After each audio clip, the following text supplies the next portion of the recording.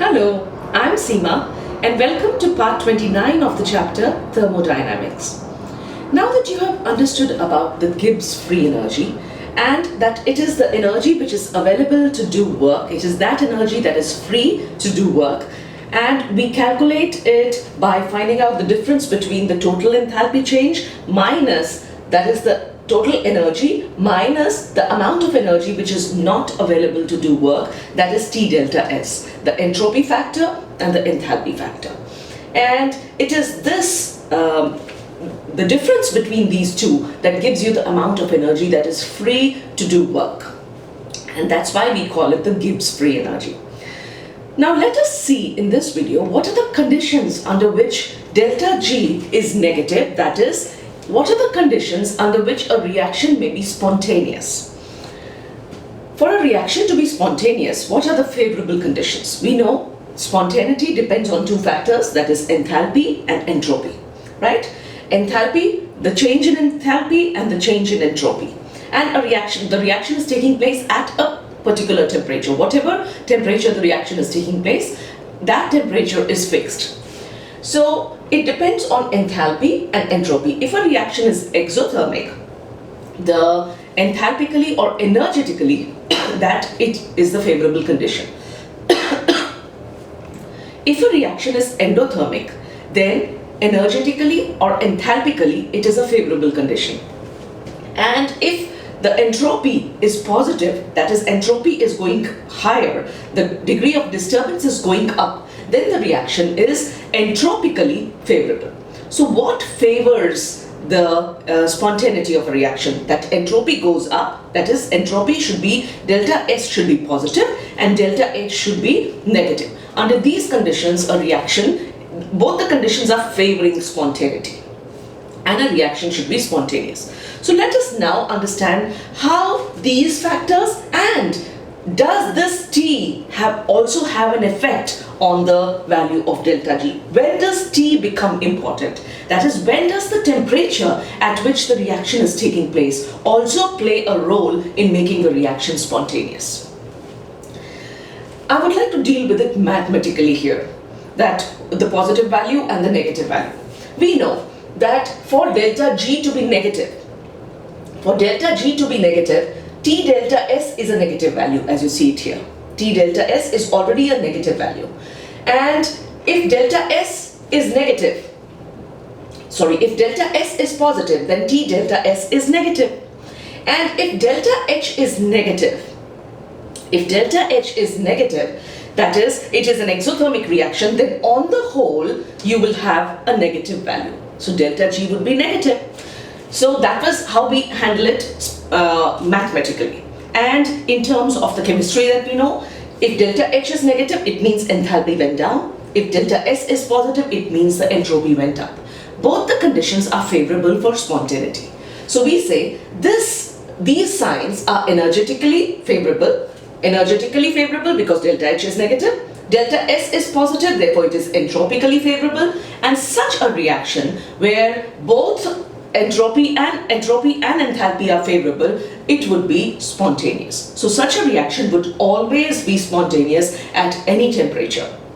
Carry out this process at any temperature, it would always be spontaneous. The next condition, that you have delta H positive. Delta H positive means that energy is being absorbed by the system. It is an endothermic process. And I told you that very few endothermic processes are spontaneous. So endothermic, and when is an endothermic process spontaneous? We'll understand that as we go down. Now energetically, this is unfavorable because endothermic gaining energy is not leading to stability. Therefore, energetically it is unfavorable, but entropy is negative. I told you that the second law of thermodynamics tells us that the entropy of the universe is increasing. That entropy, all the processes always lead to increase in entropy. That is the desire, that is desirable. So entropy is decreasing, that is also unfavorable. Both enthalpy and entropy are are unfavorable conditions. Enthalpy is increasing and entropy is decreasing. So we say this is energetically unfavorable, it is entropically unfavorable. Therefore, this reaction is never going to be spontaneous. It can never be spontaneous because heat, it has to gain energy. Entropy, the entropy is going down. Both the things a reaction doesn't want. It is leading from a more stable state of the reactants to a less stable state in the products. In a more entropically active state to a less entropically active state in the products. Why would the reaction take place? So it would never, such a reaction would never be spontaneous. This guy is not working. He is never working. And this guy, he's highly motivated because if he just does this one reaction, it is going to lead to stability, energy is going to go down, and entropy is going to go up. So this guy would love to work. He would love to do this process because both the things, both ways he's being benefited. And this guy, there is no motivation. So this one is not doing anything. So if this reaction has to take place, you have to force it to happen. You have to push it to happen. Which means you have to use an external help, an external agency to carry out the process. So if you're using an external agency, external help, then the process is not spontaneous. It's not happening on its own. You're forcing it to happen. The next conditions. Delta H is positive, again unfavorable. We do not want enthalpy to be added, energy to be added to the system. We don't want an endothermic process. So this is energetically unfavorable. And entropically, it is favorable. We want the entropy to go up. So one of the conditions is favorable while the other one is unfavorable. Now entropically, it is favorable and enthalpically, it is unfavorable. Now look at it. If it does this reaction, this change can go both ways. It can be, when is a reaction spontaneous? When delta G is negative, right? So let us deal with it mathematically first. If delta G is negative, when would delta G be negative? This is positive.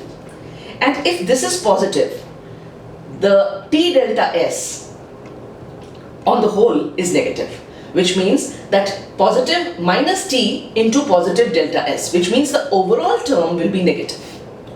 So when will this process be negative? When will delta G be negative? When this value, negative value, that is the product of T delta S, is so highly negative that it outweighs the positive value of delta H. Whatever is the value of delta H, the heat given out, if T delta S is more than that, then the negative value would be more.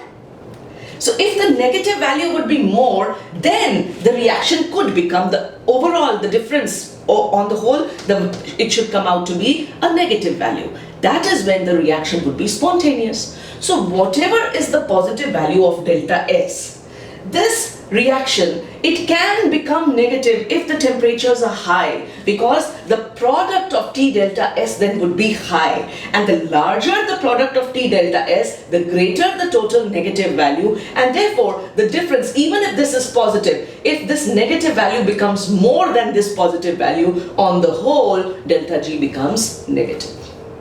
So such reactions which are energetically unfavorable but entropically favorable will be spontaneous, but not at low temperatures, because at low temperatures entropy alone cannot be such a big contributing factor.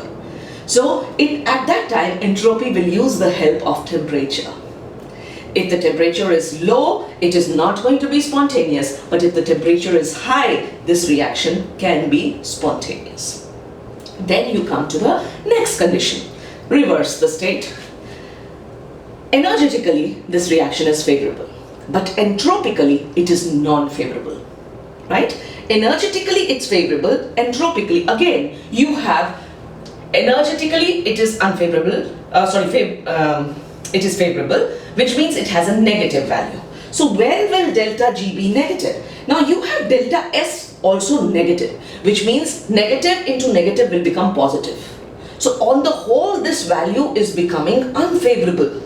And if this whole value is becoming unfavorable, then we want this negative value to be so high that this value, which in the end becomes positive, should be small, and the negative value should go up. When would that happen? Delta S, what it is. At what temperature would this change become negative? We do not want, if it is negative, we do not, that is what, if delta S is negative and T delta S therefore is positive, we want T delta S to be small. That will be possible when T is small, which means that such reactions would be spontaneous when temperature is low. So they are spontaneous at low temperatures. So this reaction is energetically favorable, entropically unfavorable, therefore it would be spontaneous at low temperatures. So this explains the effect of temperature, how temperature can also affect spontaneity. And with the help of this mathematical equation, you can understand why, under which conditions is the reaction spontaneous and how does temperature affect the spontaneity. Having understood this, let us now summarize all of these. What are the conditions under which, what are the hints that you get from the values which tells you that the reaction would be spontaneous? Delta G is a definite result because delta G is actually the result of the other two factors, that is enthalpy and entropy. So let us say, when delta G is less than 0, which means when it is negative, delta G and delta H are very similar. You see, delta G and delta H have the same values. If delta G is less than 0, that is negative. If delta H is negative, but if delta S is positive, these are the conditions under which a reaction is spontaneous. If delta G is positive, delta H is greater than 0, which is also positive, and delta S is negative, that is entropy is going down, enthalpy is going up, and delta G is also going up. These are all unfavorable. Therefore, the reaction is non-spontaneous.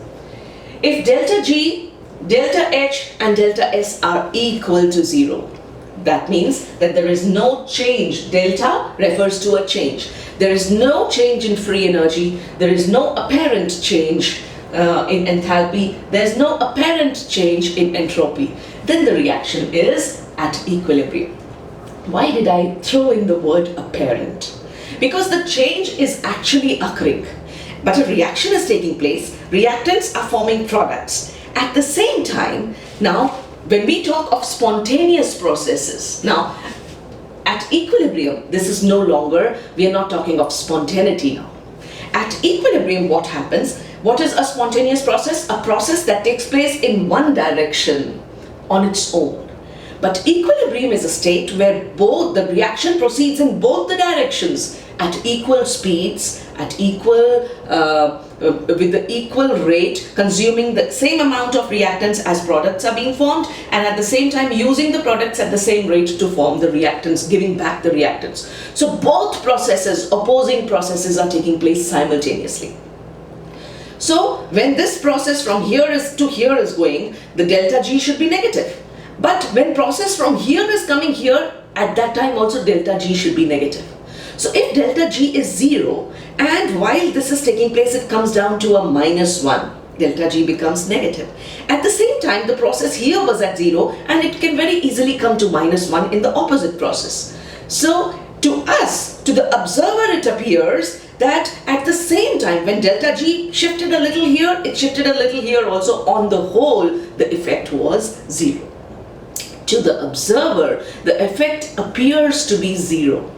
So delta G at equilibrium, opposite processes are taking place simultaneously. That is, reactants are turning into products. At the same time, the products, the same amount of products are turning into reactants. Therefore, whatever change in free energy is taking place, it appears to be 0. Whatever change in enthalpy is taking place, it appears to be 0. And whatever change in entropy is taking place, all of them appear to be 0. There is no change in free energy, in enthalpy, in entropy. So this was the effect of temperature, and under what conditions is a reaction, does a reaction act spontaneous.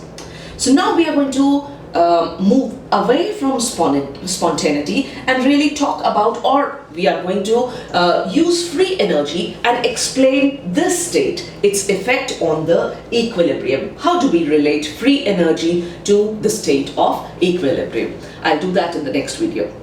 If you found this video helpful, please give it a thumbs up, subscribe to my channel, recommend it to your friends, and please keep returning for more videos in chemistry. Thank you for watching, and bye-bye for now.